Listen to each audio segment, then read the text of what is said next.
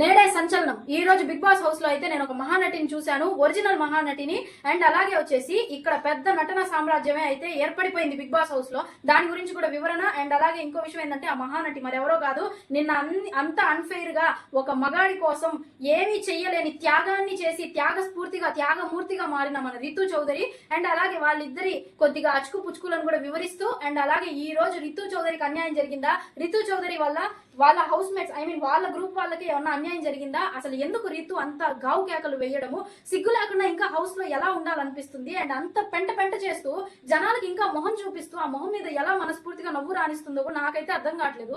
And అలాగే owner గా next tenants నుంచి వెళ్ళిన రాము అసలు ఎలా ఆడారు, అసలు అక్కడ ఫెయిర్ గా జరిగిందా గేమ్ లేకపోతే ఫేవరెటిజం జరిగిందా అన్న దాని గురించి పూర్తి వివరణతో ఫుల్ వీడియో అయితే ప్రొఫైల్ కింద లింక్ పెట్టేశాను, వెళ్ళి క్లిక్ చేసి చూసేయండి. అండ్ వీడియో నచ్చితే లైక్, షేర్ అండ్ ఇస్తాను అఫీషియల్ 1 ఛానల్ అయితే సబ్స్క్రైబ్ చేసుకోండి. నెక్స్ట్ వీడియోలో కలుసుకుందాం. అంటే చాలా రైట్, టాటా.